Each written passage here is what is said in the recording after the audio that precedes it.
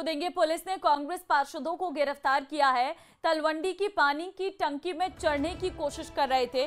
कांग्रेस पार्षदों को गिरफ्तार कर पुलिस ने गहनता से पूछताछ की है और उन्हें थाने लेकर आई है। बीते 6 दिनों से कांग्रेस पार्षदों का चल रहा था प्रदर्शन और वीआईपी मूवमेंट के बाद पार्षदों को छोड़ने की सूचना जो है वो दी गई है।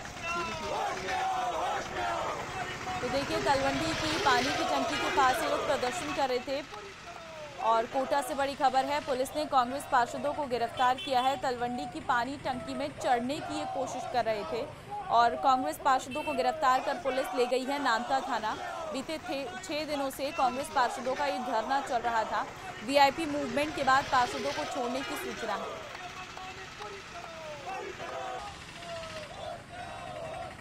हम तस्वीरें भी आपको दिखा रहे हैं, आप देख सकते हैं। महापौर मुर्दाबाद के नारे लगाते हुए ये लोग नजर आ रहे हैं और ऐसे में इन सभी को डिटेन करके इन्हें हिरासत में लेकर पुलिस जो है थाने ले गई है और जब वीआईपी मूवमेंट समाप्त हो जाएगा उसके बाद जो है इन्हें छोड़ दिया जाएगा। ऐसी जानकारी अभी निकलकर सामने आई है।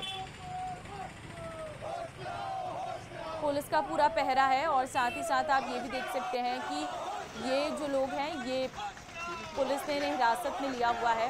ये पानी की टंकी पर चढ़ने की कोशिश कर रहे थे और इस दौरान इनको हिरासत में लिया गया है।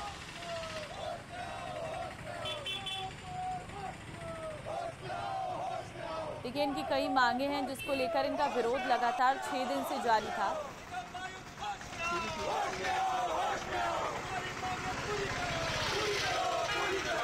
तो कई मांगे हैं, उन मांगों को पूरी करने की बात कह रहे हैं और पार्षद के खिलाफ उनका ये हल्ला बोल जो है देखने को मिला है। 6 दिन से ये प्रदर्शन लगातार जारी था। कर नहीं बोलते, सुनिए क्या कहा।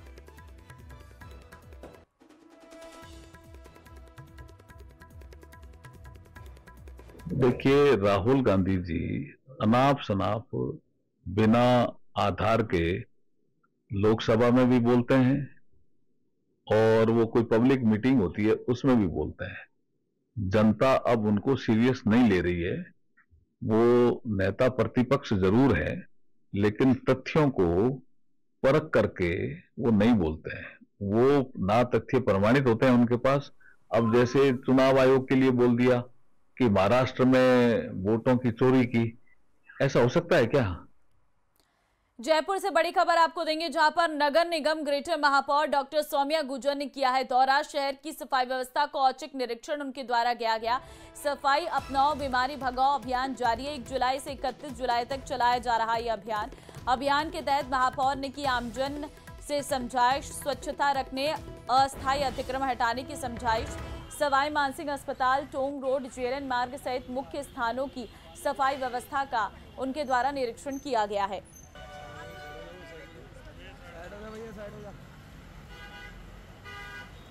खबर जयपुर से है, तो जानकारी इस वक्त आपको हम दे रहे हैं जहां पर पानी की टंकी के पास यह हादसा बताया जा रहा है। आमेर पुलिस अब पूरे मामले की जांच में जुटी हुई है। मोटरसाइकिल में सवार थे ये 3 लोग और तभी एक कार चालक इन तीनों को टक्कर मार देता है। तीनों मौके पर गिर जाते हैं। तुरंत इन्हें एसएमएस अस्पताल ले जाया जाता है और जो कार चालक था उसे भी पास मौजूद लोगों ने पुलिस के हवाले कर दिया है। ये एक्सीडेंट का मामला है। जिनका एक्सीडेंट हुआ है वो मेरे चाचा जी हैं और उनके साथ चाची बैठी हुई थी, बच्चा है छोटा। ये सुबह करीब 7 बजे घर से निकले थे, रोड पे आए और एक पी रखा है जो ड्राइवर है, स्विफ्ट डिजायर इसकी गाड़ी है। कोटा के आरकेपुरम इलाके में एक युवक ने महिला वकील को गोली मार दी और खुद को भी गोली मारकर आत्महत्या कर ली। सिर में गोली फंसने के बाद महिला वकील पूर्वा शर्मा को गंभीर हालत में न्यू मेडिकल कॉलेज अस्पताल में भर्ती करवाया गया, जबकि युवक की मौके पर ही मौत हो गई। देर रात मुकुंदरा वन विभाग के ऑफिस के पास ये वारदात हुई है। महिला वकील और युवक करण गुर्जर स्कूटी से वहां पहुंचे थे। दोनों के बीच किसी बात को लेकर झगड़ा हो गया था। करण ने इसी दौरान महिला वकील के सिर पर गोली मार दी।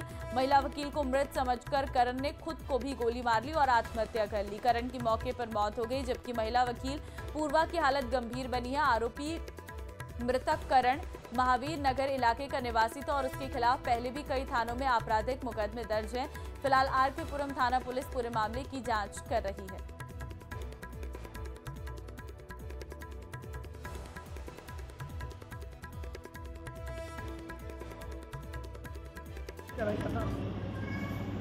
क्या सूचित किया था? उसको गोली लगी थी। जो लड़का कोई संदर्भ पता नहीं है। अच्छा, आप परिजन मैं पिता हूँ के बारे में और कुछ कोई जानकारी नहीं, सब पुलिस को जानकारी। पुलिस के द्वारा सूचना मिली थी उसको गोली लग रही है। हाँ। उसको हम यहाँ पर ले आए हैं। घटनाक्रम हुआ था उसमें मुकदमा दर्ज कर लिया गया है 109 BNSS से और जो वकील साहब की तरफ से, और जो मृतक है कर्ण गुजर, उसका पोस्टमार्टम कराया जाकर के बॉडी परिजनों को सुपुर्द कर दी गई है। इसने आवेश के महिला अपनी जो वकील साहब की गोली मारी थी। कोटा के आरकेपुरम इलाके में एक दिल दहलाने वाली वारदात हो गई। एक युवक ने अपनी महिला मित्र को गोली मार दी। मृत समझकर युवक ने आनन फानन में खुद को भी गोली मारकर आत्महत्या कर ली।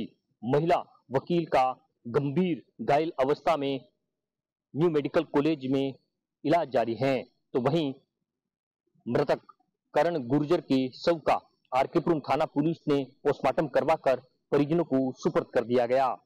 वारदात को अंजाम देने का स्पष्ट कारण सामने नहीं आया, लेकिन बताया जा रहा है कि महिला वकील से युवक कर्ण गुर्जर की दोस्ती थी और दोनों एक ही स्कूटी से घर से निकले थे, लेकिन किसी बात को लेकर दोनों के बीच में मनमुटाव और झगड़ा हो गया। युवक कर्ण गुर्जर ने महिला मित्र वकील को गोली मार दी। गोली मारने के बाद देसी कट्टे से युवक ने खुद को भी गोली मारकर आत्महत्या कर ली। फिलहाल आरकेपुरम थाना पुलिस तमाम पहलुओं पर जांच करने की बात कह रही है। कोटा से न्यूज़ 8 हिंदुस्तान के लिए ओम प्रकाश मारू। जैसलमेर सदर थाना क्षेत्र के बासनपीर गांव में 2 छतरी विवाद मामले में पुलिस ने बड़ी कार्रवाई को अंजाम दिया है। पुलिस ने 2 दर्जन मामलों में 15 महिलाओं समेत 23 आरोपियों को गिरफ्तार किया है। पुलिस लगातार जांच कर रही है और बदमाशों के खिलाफ सर्च अभियान जारी है। एसपी ने कहा है कि वर्तमान बासनपीर में शांति है। दोनों समाजों द्वारा शांति व्यवस्था बनाए रखने की अपील की है। सुरक्षा व्यवस्था चाक चौबंद है। बता दें कि बीती 10 जुलाई को ग्राम बासनपुर जूनी में पुरानी छतरियों के पुनर्निर्माण एवं मरम्मत के दौरान पत्थरबाजी हुई थी, जिसमें कई लोग जख्मी हो गए थे। पीर में जो 10 तारीख को घटना हुई थी, जिसमें कि पुलिस ने हल्का बल प्रयोग करके कुछ लोगों को डिटेन किया था प्रिवेंटिव सेक्शंस में, उस संदर्भ में 2 प्रकरण दर्ज हुए हैं। एक प्रकरण पुलिस की तरफ से हुआ है जिसमें राजकार्य में बाधा का प्रकरण है, और दूसरा प्रकरण जो एक व्यक्ति जिनके चोट लगी थी उनकी तरफ से दर्ज कराया गया है। इस प्रकरण में हमने त्वरित कार्रवाई करते हुए मुख्य साजिशकर्ता जो है हासन खां, उनको गिरफ्तार कर लिया है। इसके अलावा टोटल 23 लोग हमने गिरफ्तार किए हैं, जिसके अंदर 7 अन्य पुरुष हैं हासन खां के अलावा, और बाकी महिलाएं हैं जिन्होंने कि पथराव किया, और पुलिस के ऊपर भी उन्होंने पथराव किया और दूसरे पक्ष के ऊपर भी पथराव किया। आपको पहले भी बताया था कि जिले के अंदर कानून व्यवस्था की स्थिति को किसी हालत में बिगड़ने नहीं दिया जाएगा और जीरो टॉलरेंस नीति के तहत कार्रवाई की जाएगी। अगर कोई भी व्यक्ति कानून को हाथ में लेगा तो उसके विरुद्ध सख्त कानूनी कार्रवाई की जाएगी।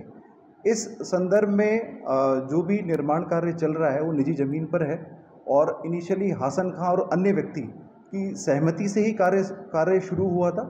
बाद में हासन खां ने लोगों को मिसगाइड किया, उच्च अधिकारियों को झूठे परिवाद दिए, जिसमें राजपूत भवन निर्माण और इस तरह के झूठे तथ्य लिख करके दिग्भ्रमित करके लोगों को बरगला करके ये घटना कराई। उसने लोगों को उस स्ट्रक्चर के पास भारी संख्या में खड़े होने के लिए उत्तेजित भी किया। अभी हासन खां से डिटेल पूछताछ की जा रही है कि किन किन लोगों का इस पूरे षड्यंत्र में हाथ है, और जैसलमेर ज़िले की शांति को बिगाड़ने का इन्होंने प्रयास किया है। सख्त कानूनी कार्रवाई जो है मुख्य साजिशकर्ताओं के खिलाफ की जाएगी। अभी मौके पे शांति है और दोनों पक्षों के मौजूद लोगों द्वारा अमन चैन के लिए स्टेटमेंट्स दिए गए हैं, और आने वाले समय में किसी भी प्रकार की कानून व्यवस्था की स्थिति बासनपीर में ना हो, उसको लेकर के सभी मौजूद लोगों ने जो है आश्वस्त किया है, सिविल सोसाइटी के लोगों ने आश्वस्त किया है।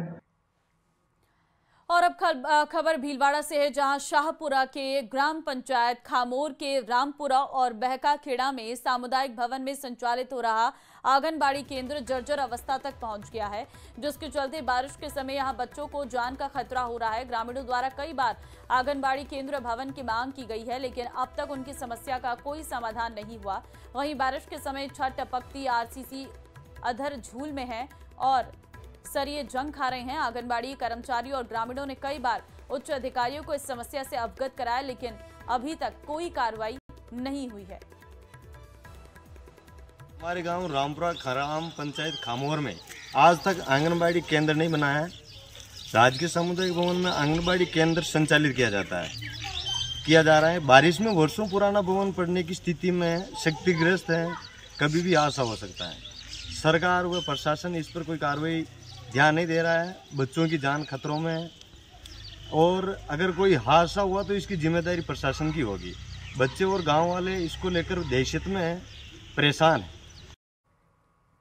श्रीगंगानगर के लालगढ़ जाटान के राजकीय उच्च प्राथमिक संस्कृत विद्यालय 8 LLG में पानी भर जाने से स्कूल तालाब में तब्दील हो गया है। स्कूल कैंपस में चारों तरफ पानी भर गया और जिससे बच्चों का क्लासरूम में पहुंचना मुश्किल हो गया है।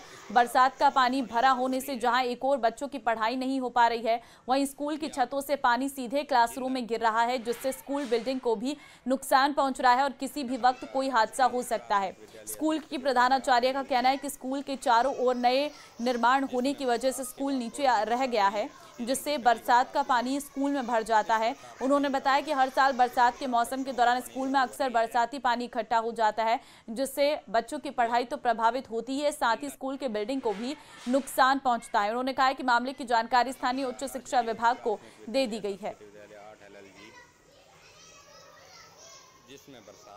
हमेशा से जब भी बरसात का मौसम होता है तो यहाँ पे पानी काफ़ी भर जाता है, क्योंकि चारों तरफ से गलियाँ और धर्मशाला जो लग रही है वो ऊंचा एरिया है, तो नव निर्माण के कारण उनको नवीन बना दिया गया है। लेकिन विद्यालय का जो भवन है लगभग 2 फुट नीचे है, तो होने के कारण पानी सारा कक्षा के नींव में जाता है और यहाँ भर जाता है, जिसके कारण जो शिक्षण व्यवस्था है वो भी प्रभावित होती है।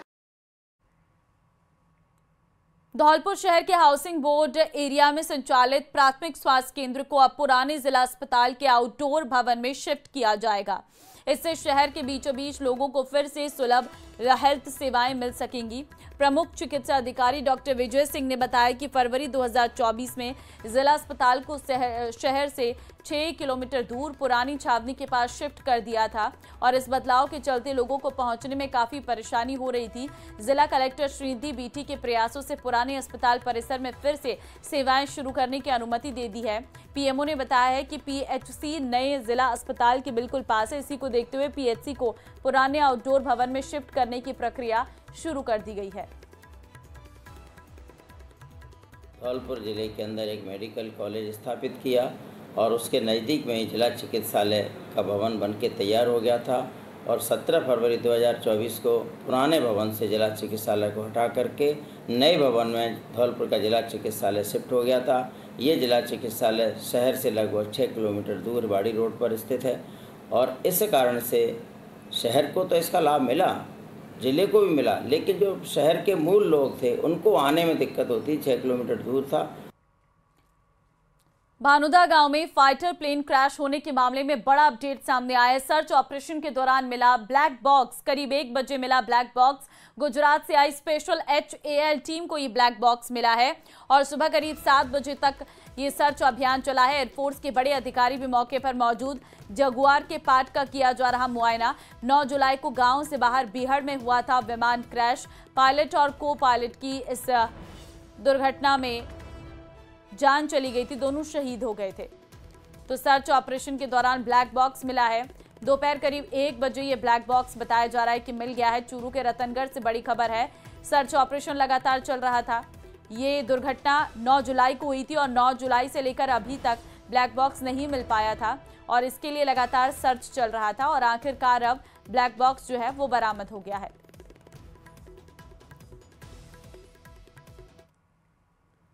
बढ़ते आगे, श्रीगंगानगर के अनूपगढ़ पुलिस के द्वारा पायल स्टूडियो वाली गली में संचालित एक होटल में अचानक छापेमारी करते हुए मौके से कुछ युवतियों सहित आधा दर्जन युवकों को हिरासत में लिया गया है। होटल में अनैतिक गतिविधियों की संचालित होने की शिकायत पर छापेमारी की तो मौके से कुछ युवतियों और युवकों को पकड़ा गया है, जिन्हें फिलहाल अनूपगढ़ पुलिस थाना लाया गया है और उनसे पूछताछ की जा रही है।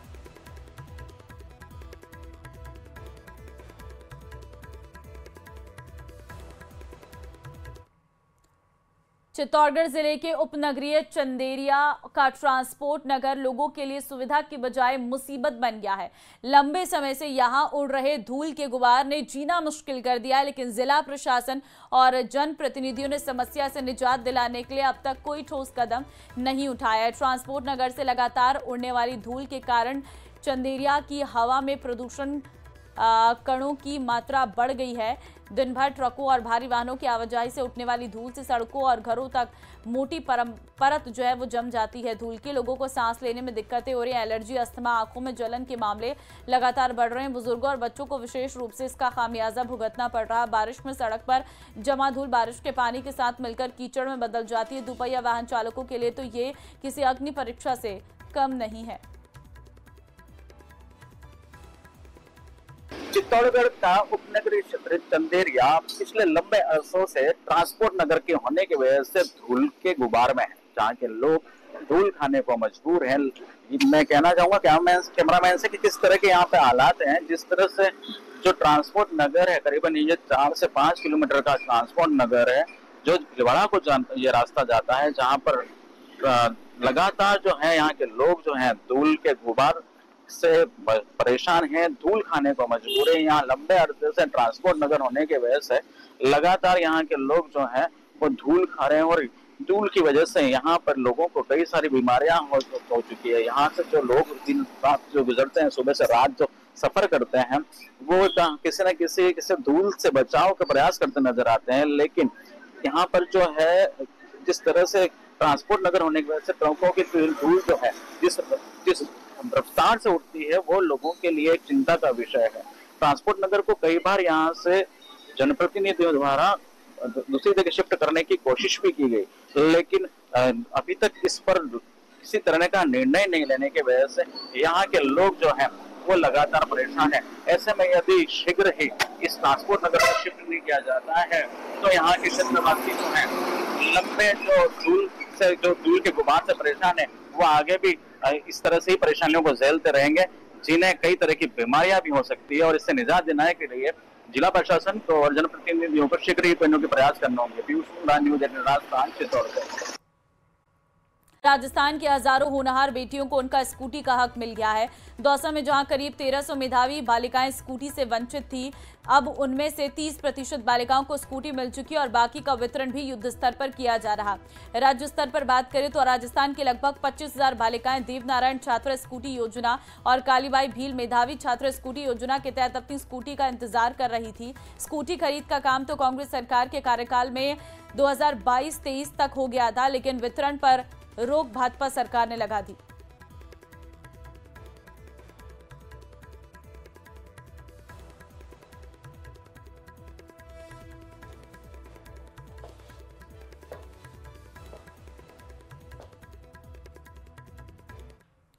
और इन्हीं तमाम खबरों के साथ फिलहाल